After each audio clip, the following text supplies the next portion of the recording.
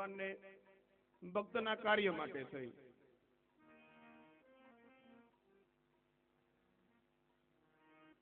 જે ઈશ્વરના અવતારની જ્યાં જરૂર હતી એ ઈશ્વર તત્વ અહીંયા આજ પ્રગટવા જઈ રહ્યું છે. ત્યારે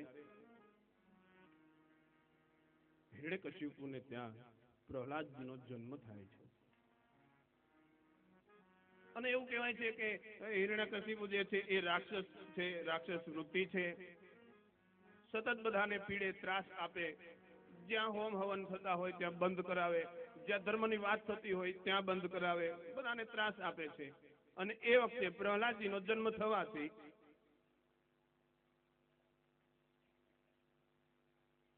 બન્યું એવું કે હિરણ્યકશિપુએ એવું કીધેલું કે મારા રાજ્યની અંદર કોઈએ ભગવાનનું નામ નહીં લેવાનું, કોઈએ ભગવાનને યાદ નહીં કરવાના, જે કંઈ ગણો એ હું છું.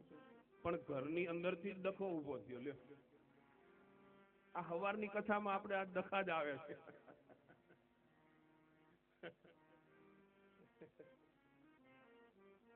પણ આમાં છે જ એવું, આજની જે કથા છે ને એ બધી ડખાવાળી છે. ડખો થાય તો ભગવાન પ્રગટ થાય. આપણા ઘરે ડખો થાય તો ભગવાન નો પ્રગટ થાય હોય, એ ધ્યાન રાખવું. આપણે ઘરે ડખા થાય ને દુઃખ ઊભું થાય. એટલે પ્રહલાદજીનો જન્મ થાય. પ્રહલાદજીનો જન્મ થયા પછી ભક્તિમય જીવન જીવે. એને ભક્તિનું બીજ, ભક્તિનું જ્ઞાન, ભક્તિનો રસ્તો, ધર્મનો રસ્તો, આચરણ, શબ્દ, નામ ક્યાંથી મળે? એક વખત પ્રહલાદજી સવારમાં પોતાના નગરમાં આંટો મારવા માટે નીકળે અને એ વખતે એક કુંભારના ઘરે એની બાજુમાંથી નીકળે. એટલે એ કુંભાર માટલા ઘડવાનું કામ કરે અને એ નિભાણો જે છે એની અંદર એ માટલા ગોઠવે. અને એ વખતે એનાથી કંઈક ભૂલ થઈ ગયેલી, એના અંદર બિલાડીના બચ્ચા અંદર રહી ગયેલા અને નિભાણો એને સળગાવેલો. સળગાવ્યા પછી એને ખ્યાલ આવ્યો કે આની અંદર બિલાડીના બચ્ચા રહી ગયા છે, મીંદડીના બચ્ચા રહી ગયા છે. હવે શું થાય? પવિત્ર જીવન તો જીવે, સત્યતાથી જીવન જીવે, પણ ઈશ્વર ભજન સતત ચાલુ. અને ભગવાનને પ્રાર્થના કરી કે ભગવાન તું આનું ધ્યાન રાખજે, તું આનો ખ્યાલ રાખજે. અને એ વખતે ઈશ્વર નામ લેતા લેતા એ ભગવાનને પ્રાર્થના કરીને પ્રહલાદજીને અહીંયાથી નીકળવું અને એ શબ્દ પ્રહલાદજીના કાને પડે. એટલે પ્રહલાદજી અંદર જાય અને કહે છે શું છે? એટલે કહે છે પ્રહલાદજી, આ નિભાણાની અંદર 3 બિલાડીના બચ્ચા રહી ગયા છે, ખબર નથી મને, અને નિભાણો સળગાવ્યો છે. હવે એના જો રામ રખવાળા થાય તો એ બચે. એટલે કહે છે કે તો હવે આનો ઉપાય તો કે હવે મારો રામ, મારો હરિ, કૃષ્ણ, માધવ, કનૈયો, બંસરી વાળો, માખણ ચોર, ખટખટીયો, કાલ નવું આપણે નામ પાડ્યું ને, એ આનું ધ્યાન રાખશે. એટલે એને કે પ્રહલાદજી એવું કે છે કે તને ભરોસો છે? તો કે હા. કેવી રીતે ભરોસો તને છે? એનું કારણ કેવી રીતે? તો કે હું ભગવાનનું ભજન કરું છું, સવાર સાંજ ભગવાનની આરતી પૂજા કરું છું, સંધ્યા પૂજા કરું છું. અને બીજું કે જ્યાં ભગવાનની કૃપા થાય, ઈશ્વરની દયા થાય, એના ઉપર એને કોઈ આંચ ન આવે, એને કોઈ તકલીફ ન પડે, મને પૂરો ભરોસો છે. એટલે પ્રહલાદજી ત્યારે પ્રશ્ન કરે કે તને ભરોસો છે ભગવાનનો, પણ આ ધરા ઉપર, ધરતી ઉપર, સૃષ્ટિ ઉપર જે મારા પિતા હિરણ્યકશિપુ જે છે એ ભગવાન થઈને પૂજાય છે, તો કે એ ભગવાન નહીં, એનો પણ એક ઉપર જે ભગવાન છે, જે ઋષિઓ, મહામુનિઓ વર્ષોથી વેદ, શાસ્ત્ર, પુરાણ જે ભગવાનની ભક્તિ કરે છે, જેનું ધ્યાન કરે છે, અથવા તો વર્ષોથી જે તપસ્યાની અંદર જે બેઠા છે, એ ઈશ્વર પરમ તત્વ પરમાત્મા, એનાથી ઉપર પણ એક પરમાત્મા છે, એ આનું ધ્યાન રાખશે. તો કે હવે એક કામ કર. તો કે શું? આ નિભાણો ક્યારે ખોલવાનો? તો આવતીકાલે. હવે તને જેની ઉપર તારો જે ભરોસો છે તને જેની ઉપર વિશ્વાસ છે, જેની ઉપર તને નિષ્ઠા છે, સંપૂર્ણ ભરોસો છે, એના તને સોગંદ છે, જ્યારે હું આવું ત્યારે આ નિભાણો ખોલજે, ત્યાં સુધી નહીં ખોલજે. તો કે વાંધો નહીં. સવાર પડે, નિભાણો ખોલવાનો સમય, અને આ બાજુ પ્રહલાદજી જે સમય આગળ એ સમયે આવે અને નિભાણો ખોલવાનો સમય છે. નિભાણો જ્યારે ખોલે ત્યારે 1, 2, 3, 4 અને 5મું માટલું આમ જ્યાં લે ને, ત્યાં તો અંદરથી 3 માટલા એમણામ કાચા રહી ગયેલા, અને એક માટલામાંથી ઠેકડા મારતા મારતા મીંદડીના બચ્ચા બહાર નીકળ્યા. અને ત્યારે પ્રહલાદજીને એમ થયું કે મારા પિતા જે હિરણ્યકશિપુ જે છે એ ત્રણેય ધરાની અંદર ભગવાન થઈને પૂજાય છે, મૂર્તિ થઈને પૂજાવું છે, ભગવાન થઈને જેને પ્રાર્થના કરાવવી છે, એનું કાંઈ ન આવે, કારણ કે આની ઉપર કોક બેઠો છે, એને હલાવવા વાળો બીજો છે, આનાથી કાંઈ ન થાય.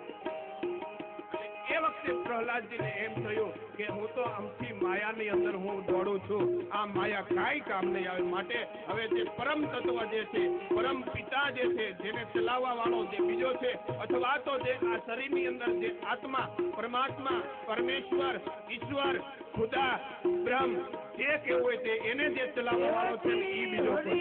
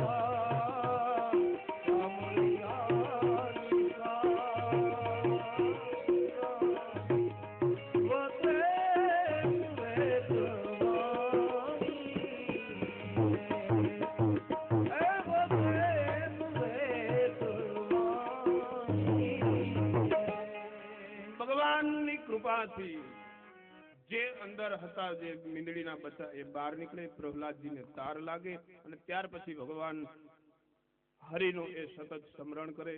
નિશાળે જાય તો એ બધા બાળકોને હરિ નામ લેવડાવે, અને એ નામ લેવડાવતા લેવડાવતા હિરણ્યકશિપુ જે છે એને ખબર પડે, અને કહે છે કે આપણા કુળની અંદર ભગવાનનું નામ, વિષ્ણુનું નામ, ઈશ્વરનું નામ લેવાતું નથી, લેવાય નહીં, જે લે એને સજા થાય, માટે કેમ તું લે? એટલે ત્યારે પ્રહલાદજી જો નાની ઉંમર છે છતાં પણ એના બાપને સલાહ આપે છે કે પિતાજી, આપણા અંદર જે આત્મા જે છે એને આપણે પરમાત્મા કહી છે, એ પરમાત્માનો કોઈ પરમાત્મા છે. હું તમે તો એના રમકડા છી, એ જેમ નચાવે ને એમ મારે તમારે નાચવાનું છે. બાકી આપણી કઈ એવી તાકાત છે કે આપણી શક્તિથી નાચી શકીએ? એટલે એ વખતે હિરણ્યકશિપુ એકદમ ગુસ્સે થાય કે તું મારા દુશ્મનનું મારી સામે નામ લે છે. એટલે એના જે સેવક હતા એને બોલાવે અને કહે છે કે આને તમે પહાડની નીચે ફેંકી દો. પહાડની નીચે ફેંકે, ભગવાનની કૃપાથી સતત ભજન, ઈશ્વર એને બચાવે. ત્યાર પછી કહે છે કે આને હાથી દ્વારા મરાવી નાખો. હાથી દ્વારા મરાવવાની કોશિશ, એમાંથી પણ પ્રહલાદજી ઉગરી જાય, અને ત્યાર પછી અનેક પ્રકારે પ્રહલાદજીને મારવાની કોશિશ કરે, પણ પ્રહલાદજી મરે નહીં. અને છેલ્લે એક દિવસ જયારે હિરણ્યકશિપુથી ન રહેવાનું, એટલે એ વખતે કહે છે પ્રહલાદ, તારો પિતા પરમેશ્વર, પિતા એટલે જે મને પણ તું પિતા નથી માનતો ને એને જે તું પિતા માને એ તારો પિતા પરમેશ્વર ચેતન જે કયો તે એ ક્યાં છે? અને એ વખતે સભાની અંદર એક સ્તંભ હતો, અને એ સ્તંભને એને ગરમ કરેલો. અને એ વખતે પ્રહલાદજીને કહે છે કે તારો ભગવાન ઈશ્વર ક્યાં છે બતાવ. એટલે એ વખતે પ્રહલાદજી કહે છે કે પિતાજી એ જળમાં પણ છે, ચેતનમાં પણ છે, જીવની અંદર તો છે જ, ઝાડની અંદર પણ છે, એ સર્વ સ્થળે છે. અને એ વખતે આ પ્રસંગની અંદર કદાચ રામચરિત માનસની જે ચોપાઈ છે એ લાગુ પડે. હરિ સર્વત્ર સમાના પ્રેમ તે પ્રગટ હોઈ મે જાના. હરિ સર્વત્ર છે, ક્યાં નથી. તમારામાં એટલો છે, મારામાં એટલો છે, આ પથ્થરમાં એટલો છે. અને એ વખતે હિરણ્યકશિપુ એમ કે છે કે તો બધે છે, તો આ જે સ્તંભ જે છે એ થાંભલાની અંદર છે. તો કે હા પિતાજી એમાં પણ છે. અને કહે છે કે જો એમાં હોય તો એને તું બથ ભર. અને જે પ્રહલાદજી દોડીને બથ ભરવા જાય ત્યારે થોડુંક એનું મન હલી ગયેલું, વિશ્વાસ હલી ગયેલો.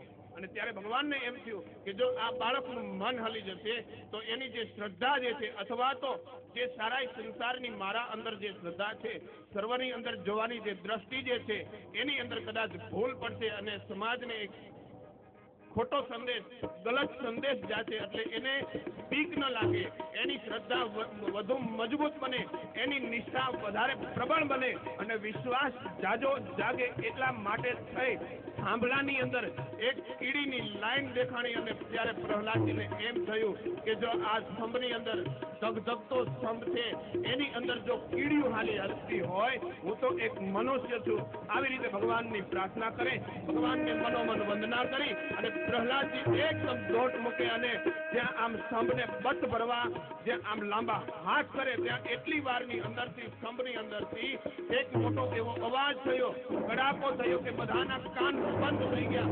ધરતી ધ્રુજવા માંડી, આકાશ પાતાળના જે એ ધ્રુજવા માંડ્યા છે. પૃથ્વી આખી ધ્રુજી ઉઠી અને જે મુનિઓના જે ધ્યાન હતા, તપસ્યા કરતા હતા, વર્ષોથી એના ધ્યાન ભગ્ન થાય છે. અને બધાએ કહે છે કે આ બ્રહ્માંડની અંદર આ કેવો તે કડાકો છે, શું થયું છે. અને એ સ્તંભની અંદરથી અડધું મનુષ્ય અડધું પશુનું શરીર એવા નરસિંહ ભગવાન પ્રગટ થાય અને એ હિરણ્યકશિપુનો એકદમ પકડે છે. અને તું નામ તારણ સૌને કાંડ જારણ ધરો